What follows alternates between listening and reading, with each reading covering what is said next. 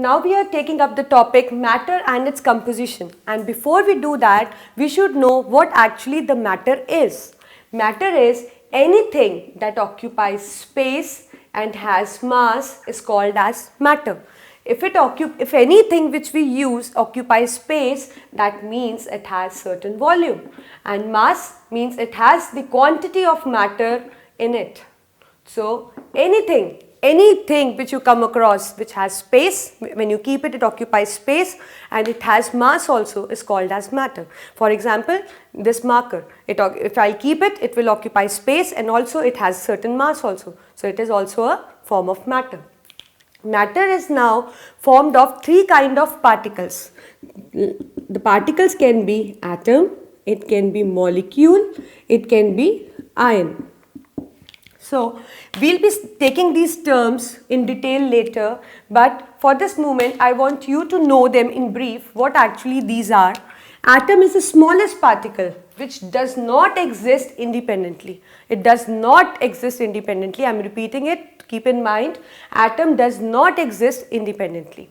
And molecule is actually formed by the combination of atoms. When two or more atoms combine, they unite, they form a chemical bond and they form a molecule.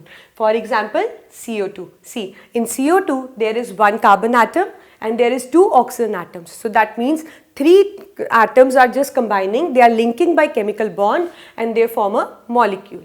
And now what is ion? See, atom as a whole is actually a neutral. We will be studying it later on. The atom consists of three kinds of particles: proton, electron and neutron. Proton positively charged, electron negatively charged, and neutron has no charge. So in atom is electrically neutral because the number of positive charges is equal to the number of negative charges. But whenever it undergoes a change in which electrons are lost or electrons are gained, it does not remain neutral. It does not remain atom. It becomes ion. It becomes ion. So that means atom which bears a charge, whether positive or negative, it is called as ion. So matter can be formed of any of three. It can be formed of atoms, it can be formed of molecule, it can be formed of ion. So these are the three constituents of matter. Now the question comes, how we can feel the matter? So matter can be perceived by any of the physical senses like touch, smell, any of the senses. By the physical senses we can feel the matter. And now the question comes, what does it comprise of? Matter comprises of living and non-living matter. Matter comprises of living and non-living matter. So now you are familiar with what the matter actually is. What is the composition of matter? What does it comprise of? So we know what the matter is now. Now in the next step we are going to classify the matter. So when we classify the matter, we classify it under two categories. See, we can classify it under two categories, that is physical classification and chemical classification. When I talk about physical classification, that means we have the different physical states that exist in which the matter can exist.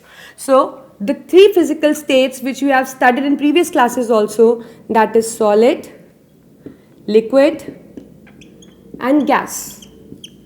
As you all have studied only three these states of physical classification of matter, but you will be shocked to know there are actually 7 classes of matter which you are going to study in the higher class. So I will list for you those other classes apart from these three: solid, liquid, gas, plasma,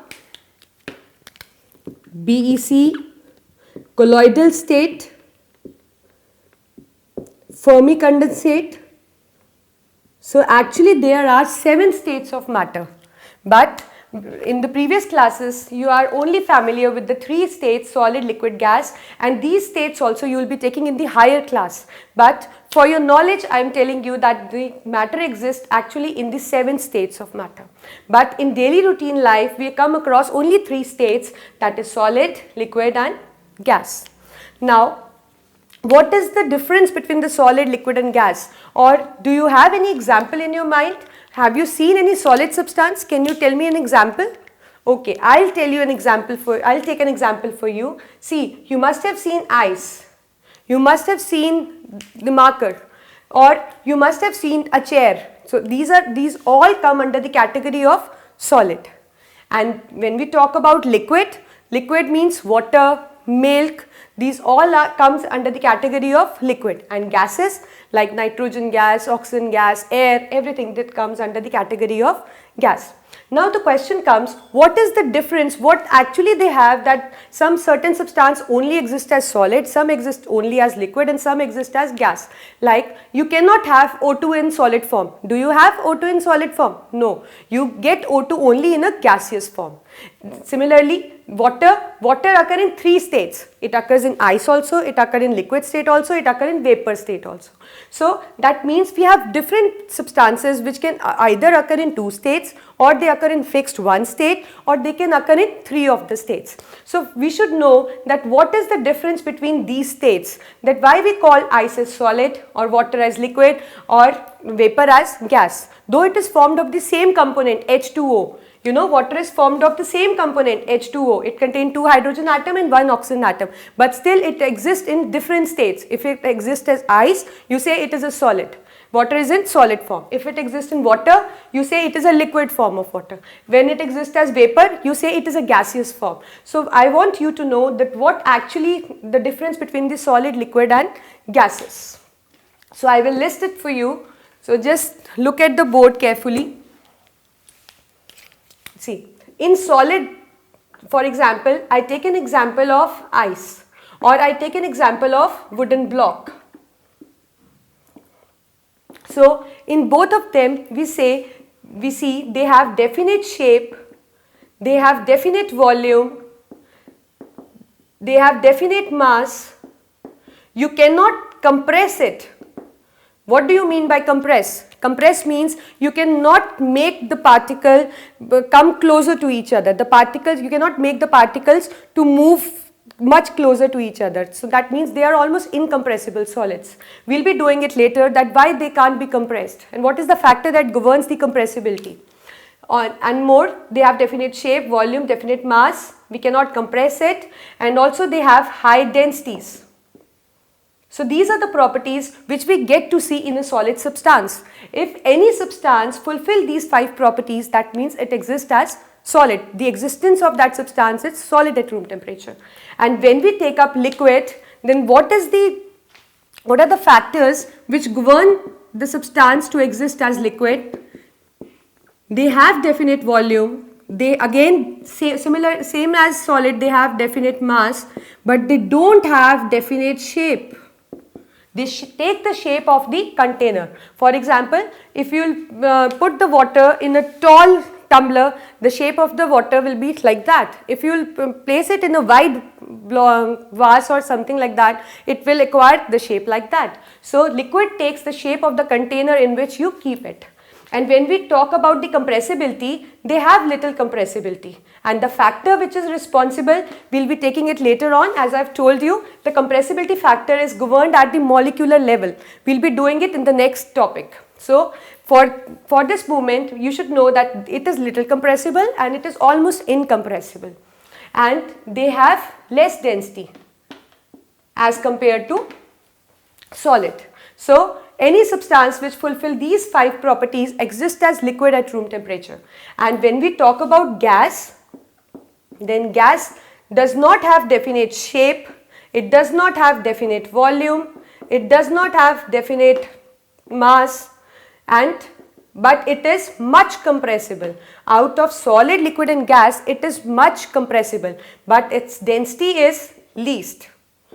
So these are the three you can say the factors that govern the existence of substance as solid, liquid or gas.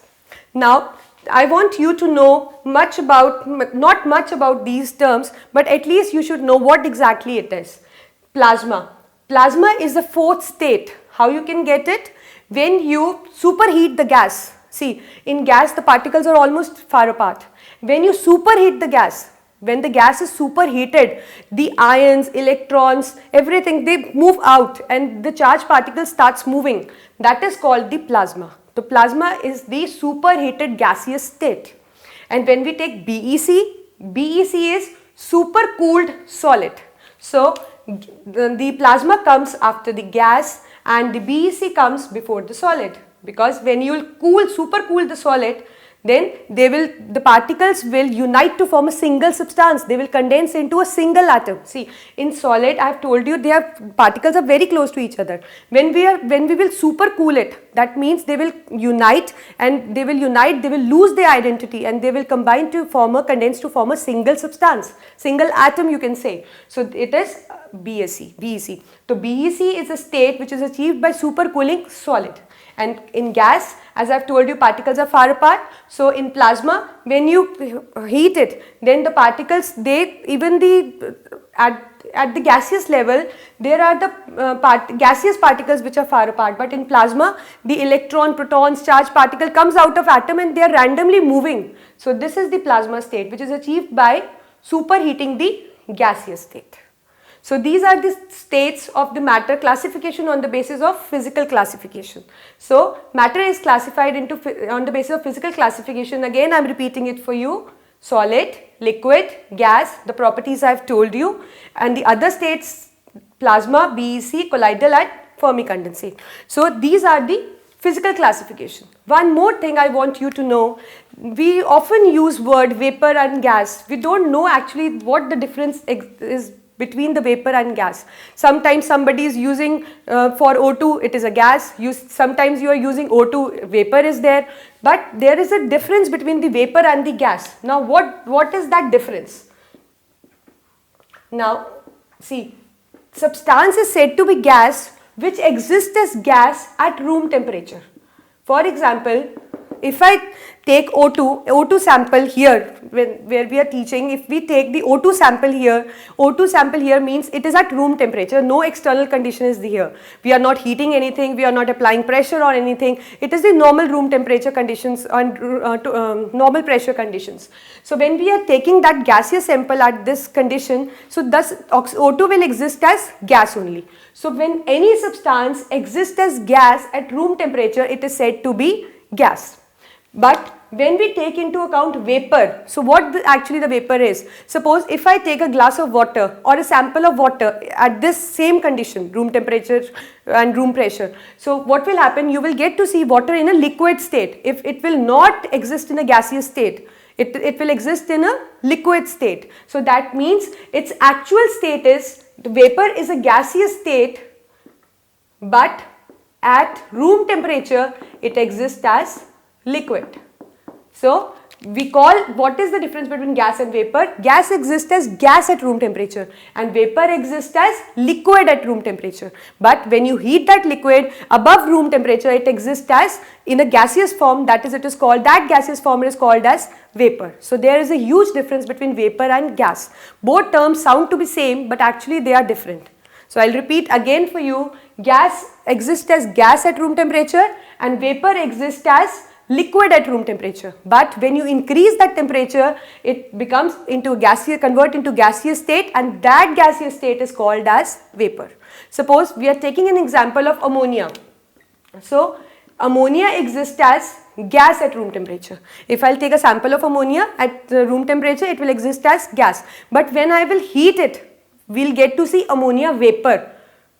So that means otherwise it exists as liquid. I have used the term ammonia, but for example, we take an example of water. So if we'll take a water and gaseous state, at room temperature, it will exist as liquid. But when we will heat it, it will exist in a gaseous state. So it is called as water vapor. That means otherwise the existence is liquid, but above room temperature it exists as vapor.